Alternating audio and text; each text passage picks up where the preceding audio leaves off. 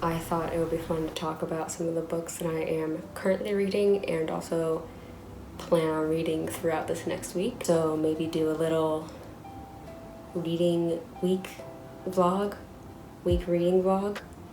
Just talk about books throughout this week, basically. I'm currently almost done with 2 books. The first one is The Gifts of Imperfection by Brené Brown. I am really trying to get a little bit more into self-help books. I think I'm a bit of a self-help cynic, so it's hard to find one that I like. This one is pretty good so far. She does a very good job at actually giving you tangible advice on how to improve your mental well-being and your life in general. I feel like some of the books that I have tried reading before are very high level id, ego, superego, manifestation type books. Maybe one day I'll grow to like them, but right now the ones that I've read at least are not my favorite. So this one's pretty good so far. I'm almost done with it. The other book that I am, I think 70% the way through is Animal. Oh my god. This book is actually insane. The first third of the book, I wasn't really sure how much I liked it, and then we got further into our main character's background, and also the plot picked up, and I am so invested now. And also I find myself sort of teeter-tottering between whether or not I'm rooting for the main character or whether or not I hate her. And I think that just means that she's really good at writing complex female characters. I'm excited to see where it goes. I also started New American Best Friend by Olivia Gatwood this morning as part of my quest to get a little bit more into poetry. This has been sitting on my shelf for a really long time and it's quite good so far. I was introduced to Olivia Gatwood through her slam poetry, and she's just awesome. And she's also published another book since this one. I think it's called Life with a Party, and if I like this one, I'll probably pick that one up as well. Last but not least, I got something very exciting in the mail yesterday, and it's Page Boy by Elliot Page.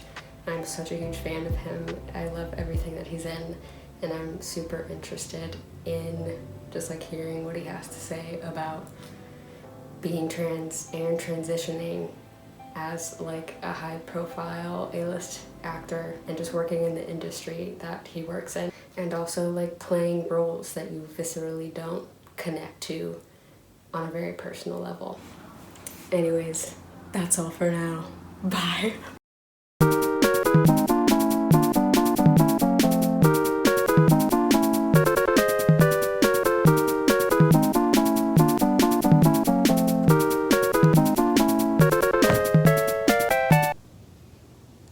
That was insane. Thought I'd do a quick update. I am still reading this and it's very good. I think she just captures what it actually feels like to be a young American girl very well. I finished this.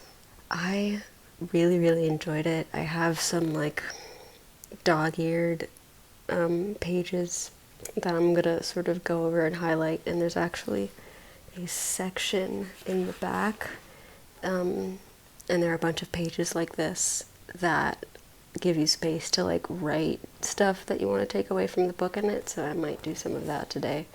I finished it last night when I was very much not in the mood to be reading a self-help book, but I'm glad I did.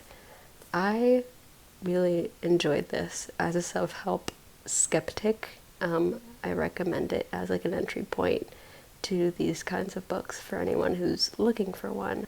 I'm gonna go take a shower, eat breakfast, and then I'm gonna start Page Boy, which I'm very excited for. So, bye. I'm about a third of the way through Page Boy right now. So far it's pretty good.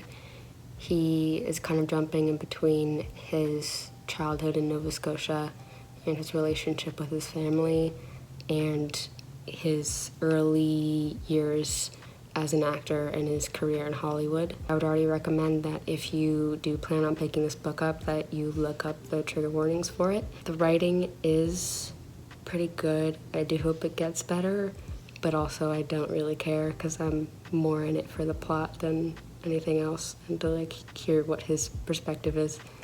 That's all. Bye-bye. Hello, it's Friday. Welcome to the end of the week.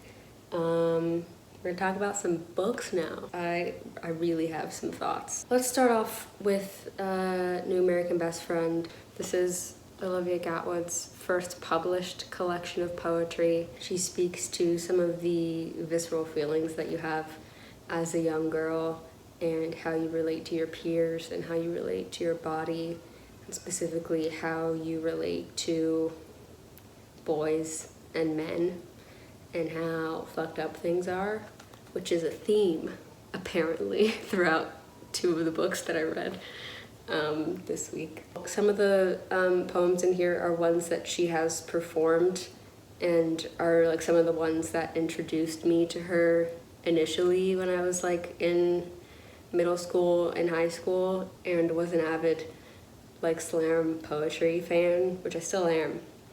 But there are just some really beautiful poems in here. I will be picking up her other book, which I've known about for a while, but I've been like, oh, I haven't read the first one, so now I can. Next, we have The Gift of Imperfection by Brene Brown. This is a personal improvement, self-help type book. Her advice is centered around 10 different guideposts for what she calls wholehearted living. I thought it was kind of interesting because she has conducted, she's like a shame researcher, and she has a history of like studying how shame manifests in people. And I thought that was kind of an interesting perspective to be writing from. I talked about it a little bit earlier in the video, so I won't get too in depth here. I still haven't written in the back pages of the book, but I do have some bottom dog ears that I will probably continue to return to. Now I'm going to talk about Animal. This probably one of my favorite books of this year so far. She's so smart, which sounds so surface level. Like, it wasn't until I fully finished the book and had time to sort of process it that I fully appreciated how much thought went into crafting this story and how effortlessly she was able to convey what she wanted to convey because of it. So let me give you a synopsis of the book. This novel follows a woman named Joan who, after a man that she has been seeing commits a very traumatizing act of violence in front of her, she moves from New York to LA to seek out a woman named Alice as sort of a last resort for herself. I'm not going to give any more than that. Sorry. Because if you plan on reading this, you just got to go into it blind, because the story pieces itself together so well and so effortlessly.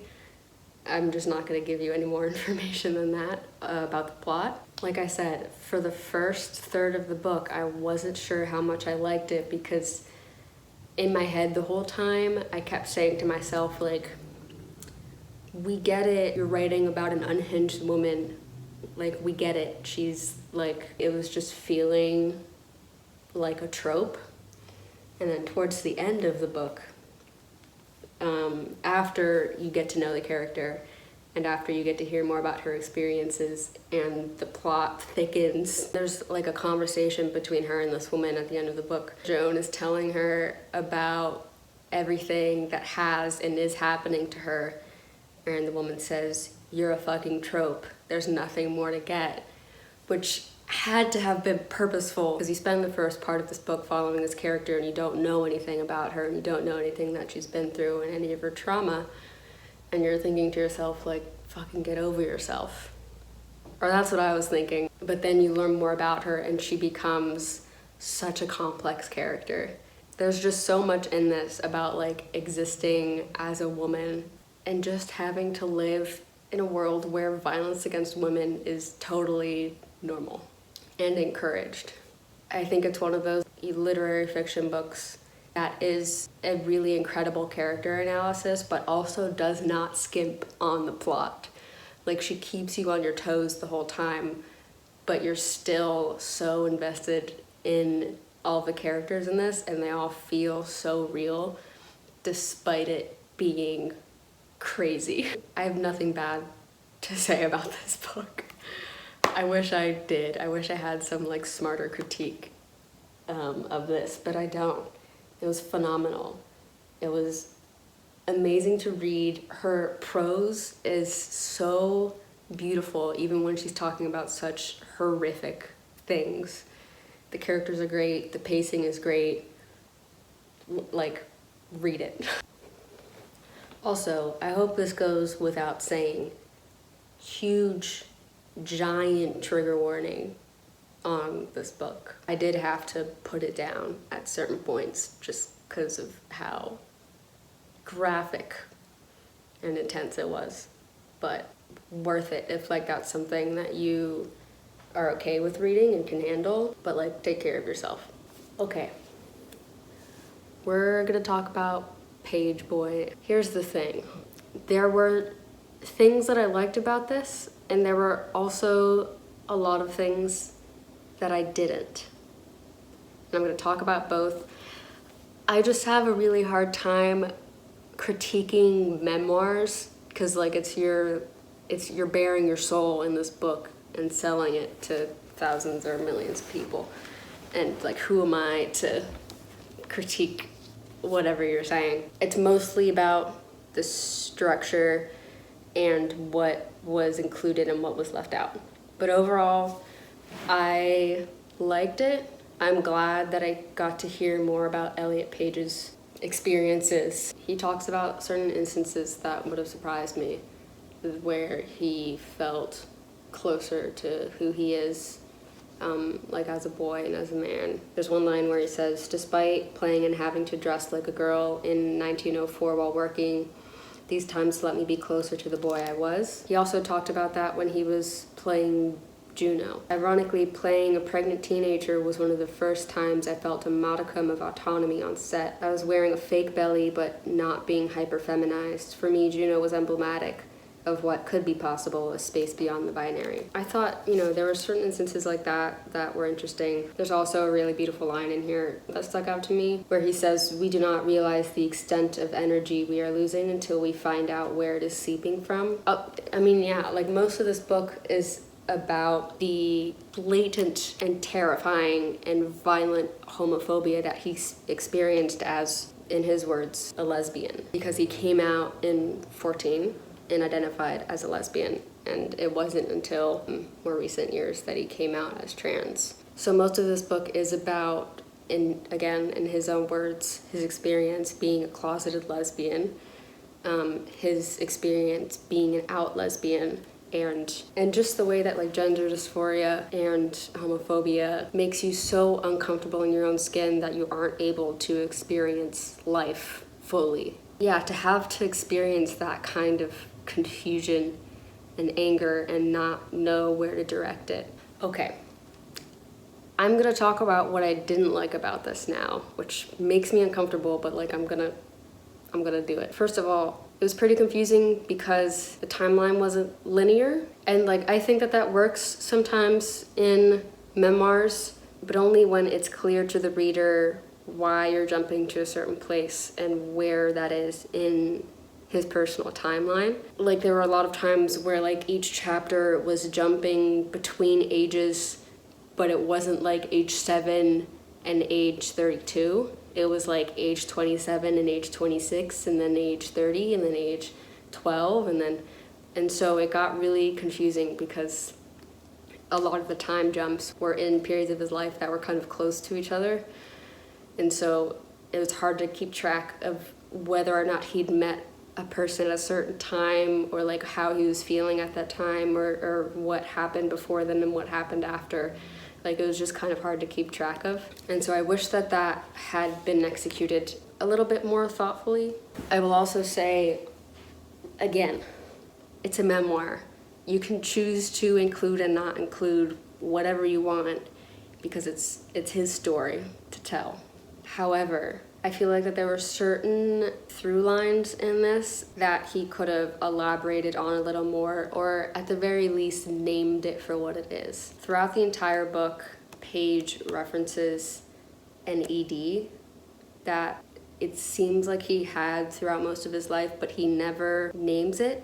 He always just refers to it as like this feeling that he has always had issues with food, but he never directly refers to it in any way. He never mentions any time that he got help specifically for that, but he just never addresses it. And so you end the book and you're like, okay, but what was that? Also, like, I understand that he presented as a lesbian, and so that's what most of this book is about. It isn't until like the last few chapters where he talks about his top surgery and like the final sort of moment where he realized that like, okay, this needs to like, I just need to take this leap.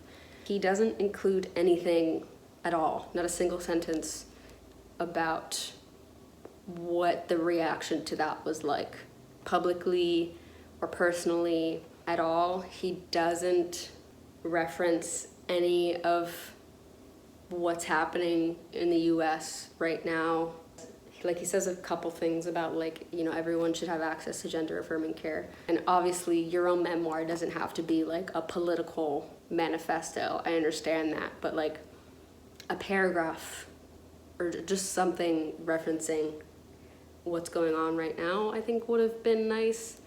Or just, yeah, like I'm sure he experienced a lot of backlash coming out as trans, but he didn't really include anything about what it was like, which I will say it again, it's his memoir. He can do whatever the hell he wants.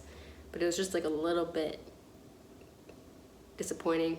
Lastly, some of the prose felt very forced, trying a little bit too hard to be like poetic and deep, but not really saying anything. I finished the book and I was like, okay, it was a celebrity memoir. An incredibly important one, and one that everybody should pick up, but at the end of the day, like, it's just kind of an average celebrity memoir. It's not gonna be the most well-written thing on the planet, so yeah, it's all good. I don't regret reading this. This was incredibly enlightening in a lot of ways. Yeah, he's been through some serious stuff, and I just think it's important to read more stories like these. So I'm glad I picked it up, and I will recommend this to more people, but the execution just could have used some help. Anyways, that's all. I had a good reading experience this week. We'll see what next week brings. Bye.